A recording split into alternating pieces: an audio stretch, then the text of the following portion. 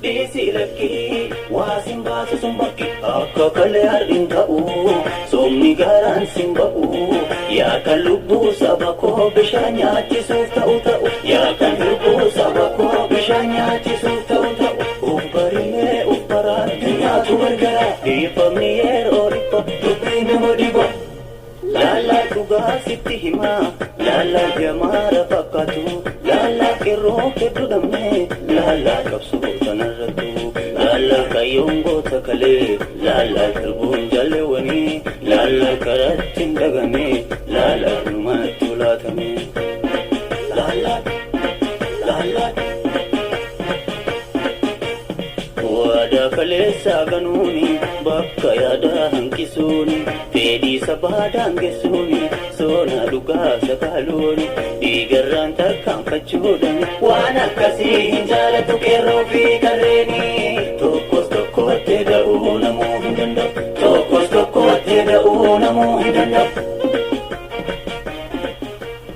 أكملتم بهردفتها بري ميديا نتورك إجاهر السحالة ديمسا أروميا كيساتي ديماجرو وانتو كتوكو والبرانجينا أكسمس سوچي إلمان أرومو بيوتا ديها كيساتي هيريرا مورمي gocha mootummaan PPdha Oromiyaa keessatti raawwachaa jiru mormaa jiraachus yaada tokko tokko wal biraan geenya haala adeemsa guyyaa kaleessaa xiinxalaan siyaasaa obbo Johar Muhammad yeroo gara mana murtiitti dhiyaatu miira onnee guutuutiin yeroo socho'an ummanni Oromoo argee jira jechuudha kanas waan tokko tokko wal biraan geenyaan hordofaan dhaamsa keenya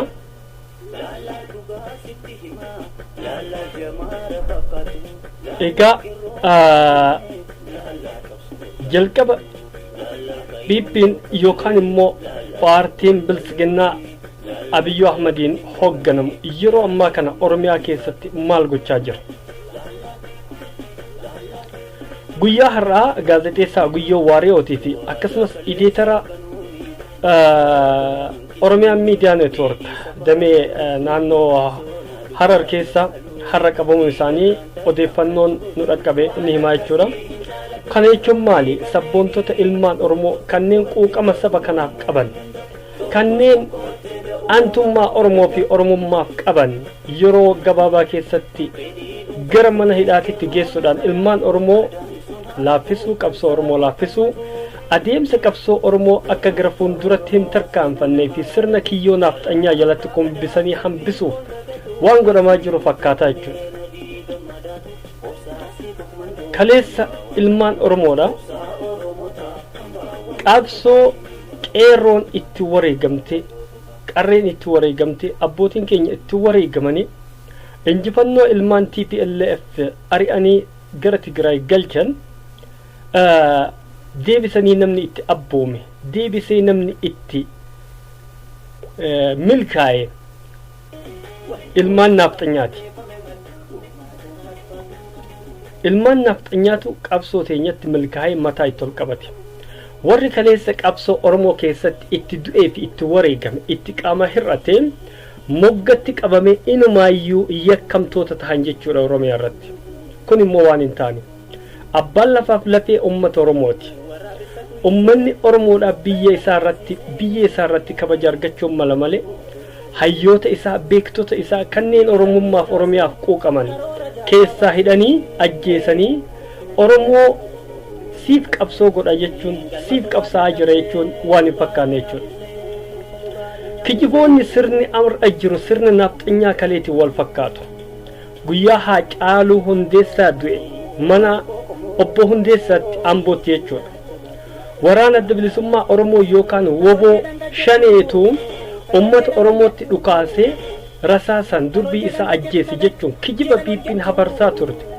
akkasumas boombii irratti darban jechuudhaan kijibaa turan akka carraa viidiyoon OMN gahe ifatti kallattiidhaan humni addaa poolisii Oromiyaa ummatatti dhukaasuu fi ummata irratti darbachuun ragaan gabbahee jira jechuudha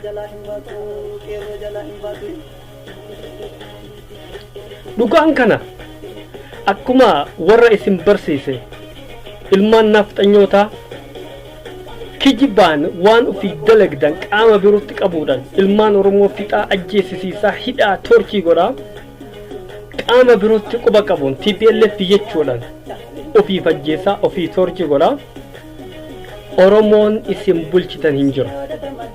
Oromoon haqa qaba, gabrummaa jala ture, har'as gabrummaa jala jira, gabrummaa jala bahuus qaba, bilisoomuu qaba biyya isaa irratti.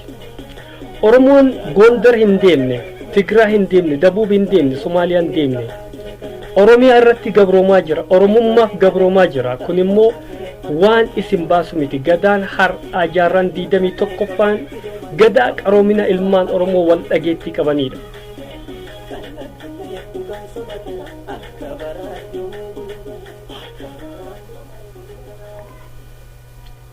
kijibni keessan oolee bulee gaduma ba'a.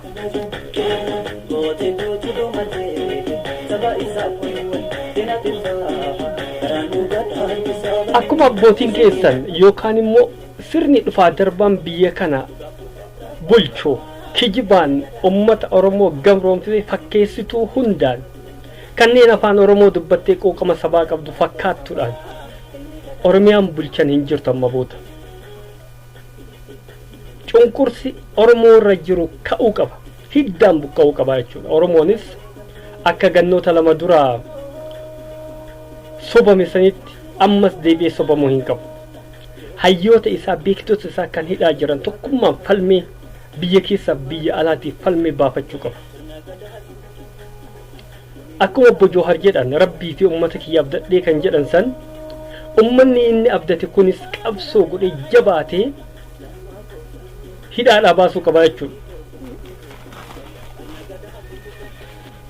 Bifama kana gochuuf gochaalee har'a biyya keessatti deemaa jiru kan akka gaariitti hubachuun barbaachisaadha. Sirni nafxanyaa deebi'ee waan nama ajaa'ibu. Ekeraan Mililikiin dhaadachaa ilmaan Oromoo immoo torchii hidhaa ajjeesaa kamtu dimokiraasummaadha. Lafeedhaan warra gocha kaleessa warra harma mureef harka mureen dhaadachuuf isaan haroomsuu fi ilmaan Oromoo immoo gabrummaa jalatti qabuun Oromoodhaaf biyya saniifis bu'aan qabu. Ekeraan dhaadachuu osoo hin taane ilmaan Oromoo biyya isaa irratti kabaja argachuudhaaf bilisummaan nagahaan jiraachuutu kabajaaf Oromoo malee har'a ofiif ajjeeftanii ofiif hiitanii qaama birootti quba qabuun tasumallee ta'u gadaan gadaa teknooloojiiti akkasitti saaxilamtan kijibdoota imimmaan booyaa akkasichaa turtan keessattuu bulchiinsi mootummaa naannoo Oromiyaa obbo Shimallis imimmaan booyaa shaneetu akkas godhe.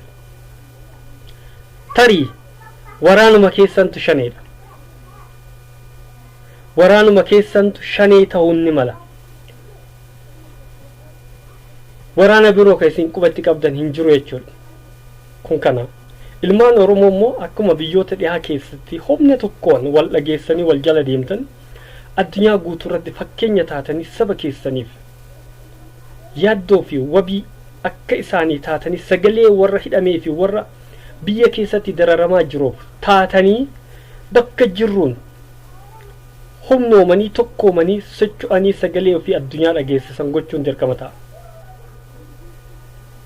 Har'aaf kanuma jedha tokkummaa keenyaatu gabrummaa jalaan nu baasa. Hidhamtoota siyaasaa keenyallee tokkummaa keenya falmaa walirraa hin cinne gochuutu hidhaadhaa isaan baasa.